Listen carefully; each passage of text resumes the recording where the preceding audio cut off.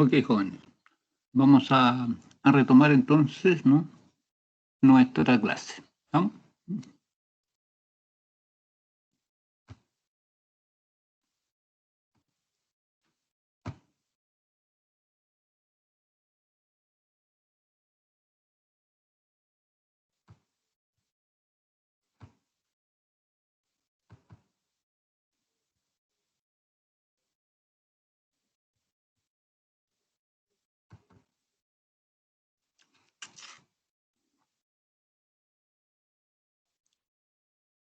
Este es entonces el resultado que obtuvimos, ¿no?, para el campo eléctrico de un hilo cargado, ¿no? La ecuación 2 nos da el campo eléctrico en el punto.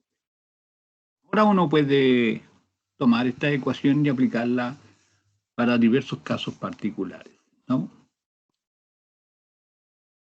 Por ejemplo, ¿no?, vamos a suponer que este hilo, ¿no?, tiene un largo L que tiende a infinito. ¿Listo? O sea, tomamos los puntos A y B y los vamos separando, pero manteniendo constante la densidad de carga lambda, ¿no? Entonces, ¿no es cierto?, cuando el punto A se mueve hacia menos infinito y el punto B se mueve hacia más infinito, ¿no?, el punto P no cambia. Lo que van a cambiar ahí son los ángulos alfa 1 y alfa 2. ¿Listo? ¿Vamos? Esos son los puntos que van a cambiar. B tiende a más infinito y A tiende a menos infinito. Naturalmente, ¿no?, pueden ustedes ver de la figura que cuando el punto A, ¿no es cierto?, cuando el punto A tiende, qué sé yo, a menos infinito, el ángulo alfa 1 tiende a más pi medio. Y cuando el punto B tiende a más infinito, el ángulo alfa 2 va a tender a menos pi medio, ¿no? Así los ángulos alfa 1 y alfa 2 van a tender a más menos pi medio, ¿no? Esos valores alfa 1 y alfa 2 más menos pi medio los reemplazamos en la ecuación 2, ¿no? ¿No es cierto? Alfa 1 pi medio, alfa 2 menos pi medio, ¿no? Vemos los valores de coseno y seno cuando el ángulo es más pi medio o menos pi medio, ¿no? Hacemos los cálculos y vemos que el campo que se obtiene es E igual 2 veces K por lambda partido por ρ, rotongo. Este es entonces el campo eléctrico creado por un hilo recto, pero de largo infinito.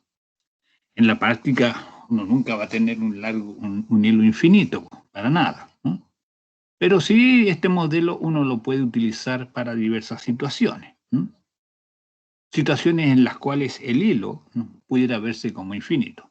Claro, porque esta ecuación 3 la puede aplicar, por ejemplo, si uno tiene un hilo de largo 1 metro, ¿ve?, de largo 1 metro, y uno se pone a una distancia de medio centímetro del hilo, ¿no?, a una distancia de medio centímetro, entonces ese hilo lo va a ver como un hilo largo, tendiendo a infinito. Y en ese caso uno puede usar, digamos, esta expresión para calcular el campo eléctrico y no la anterior, no la de arriba. Observemos la ecuación E igual 2K por lambda partido por ρ rotongo. Como el vector E está en la dirección de rotongo, esto nos está diciendo que este campo eléctrico es un vector perpendicular al hilo. Las líneas de campo, en este caso, que son líneas de campo que nacen en el hilo, son líneas rectas, perpendiculares al hilo y que divergen hacia todo el espacio si la densidad de carga es positiva. Estas líneas de campo, que son líneas rectas, apuntarían desde el hilo radialmente hacia afuera para densidad de carga positiva. Pero apuntarían radialmente hacia el hilo, hacia adentro, seguiría siendo recta, ¿no? Si la densidad de carga fuera negativa.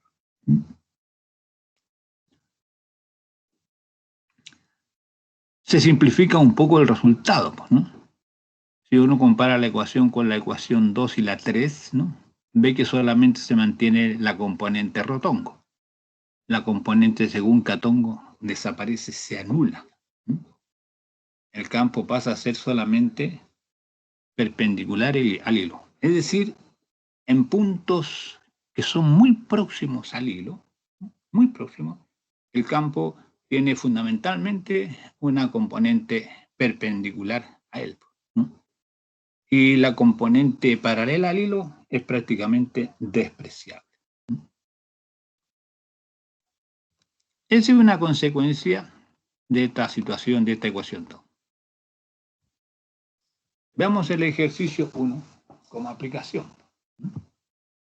Para este ejercicio 1 necesito que tengan esa ecuación 2 ahí en su cuaderno porque con ella van a trabajar. ¿Listo? Cópienla en su cuaderno. E igual K lambda partido por ρ. Sen de alfa 1 menos sen de alfa 2 por rotongo. Menos coseno de alfa 1 menos coseno de alfa 2. Esa expresión yo la voy a necesitar ahora para resolver el ejercicio 2.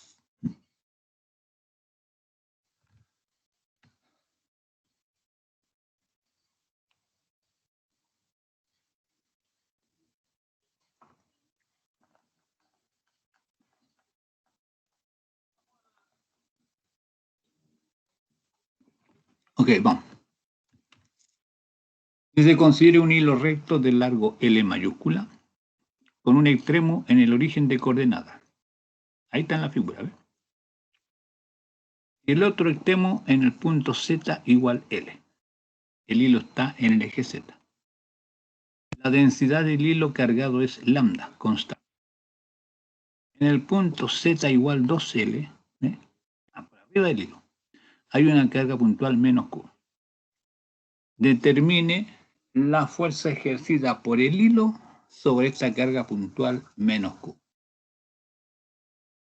Obviamente, este hilo cargado ejerce una fuerza de atracción sobre menos Q. Lo atrae porque el hilo está cargado positivamente y la carga puntual menos Q es negativa. Son de distintos signos, el hilo atrae la carga menos Q. ¿Y cómo calculamos la fuerza F?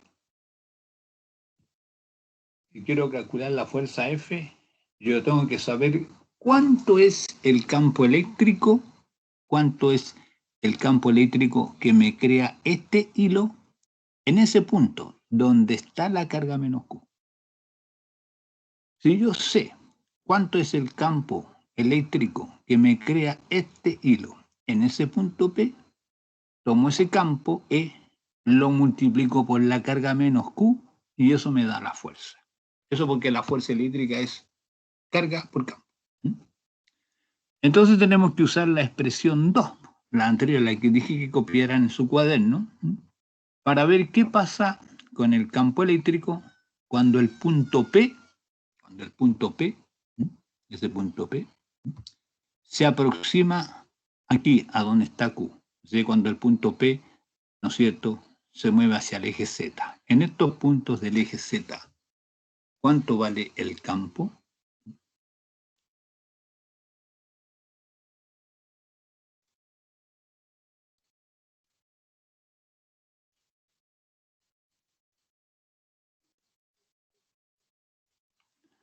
Veamos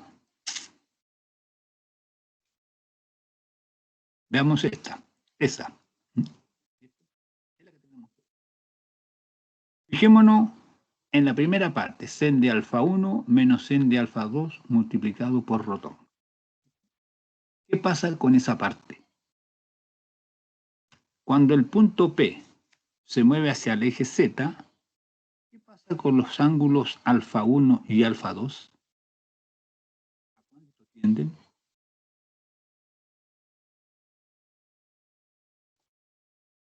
El ángulo alfa 1 y el ángulo alfa 2. ¿A qué valores se aproximan cuando el punto P se mueve hacia el eje Z.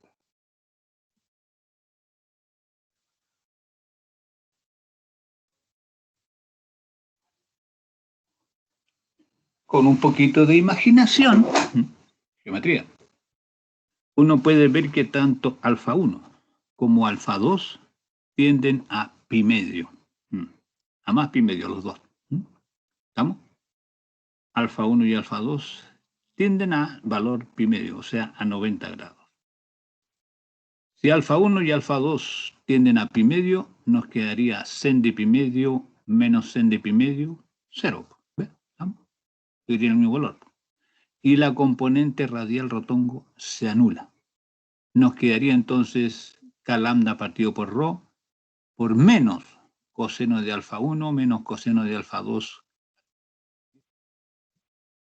Eso nos quedaría k lambda partido por rho menos eso. Pero aquí hay que tener cuidado, chiquillos. Porque si el alfa 1 y el alfa 2 tienden a pi medios, entonces estos cosenos tenderían a 0. ¿Listo? Cada uno. Cada uno de ellos, tanto el alfa 1 como el alfa 2, el coseno de alfa 1 y coseno de alfa 2 tenderían a 0. Pero esto está en el numerador. Pero en el denominador, el ρ, esta distancia ρ, también tendería a 0. Y nos quedaría de la forma 0 partido por 0 indeterminado. Entonces, para poder resolver eso, ¿qué hacemos nosotros? Escribimos coseno de alfa 1 y coseno de alfa 2 en términos de las coordenadas z menos L y ρ. Coseno de alfa 2, coseno de alfa 2, igual ρ partido por L cuadrado más ρ cuadrado. Coseno de alfa 1 igual ρ partido por 4L cuadrado más ρ cuadrado. Y estos dos valores, ¿no?, los reemplazamos aquí. ¿Ves? Ahí. Entonces nos queda k lambda partido por ρ, factor de coseno de alfa 2 menos coseno de alfa 1. Nos queda. Y ustedes pueden ver que estos ρ que están aquí, S y S, se simplifican con S. Con este. Este ρ que está aquí, abajo en el denominador, se simplifica con S y con S. Y cuando ρ tiende a 0, este término tiende a 0, este término tiende a 0.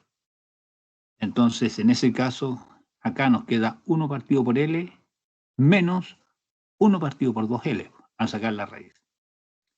Así, cuando el punto P se aproxima al eje Z, ρ tiende a 0 y de este modo el campo E vale K lambda partido por 2L y por K tongo. O sea, aquí, en este punto que está aquí, donde está la carga menos Q en ese punto, el campo tiene ese valor, K lambda partido por 2L, y apunta hacia arriba. Es un vector, qué sé yo, perpendicular, perpendicular, vertical hacia arriba en ese punto ahí, el campo E va a apuntar para arriba, con ese valor.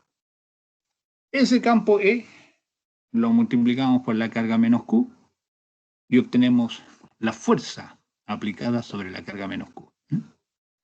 Menos K lambda Q partido por 2L K tongo. La fuerza negativa, opuesta a K tongo, indica que el hilo atrae, ¿no?, a la carga menos Q, con esa cantidad de fuerza. Ahí tienen otro ejemplo de aplicación de el campo debido a este hilo. Ahora, hay muchas aplicaciones. Hay muchas, ¿listo? Y uno puede ir cambiando nomás la geometría, ¿listo? Pero todas en sí van a consistir en la aplicación de esta ecuación 2, que era la que más nos costó deducir. Un ejercicio 2. Véanlo, yo vengo de inmediato. ¿Listo?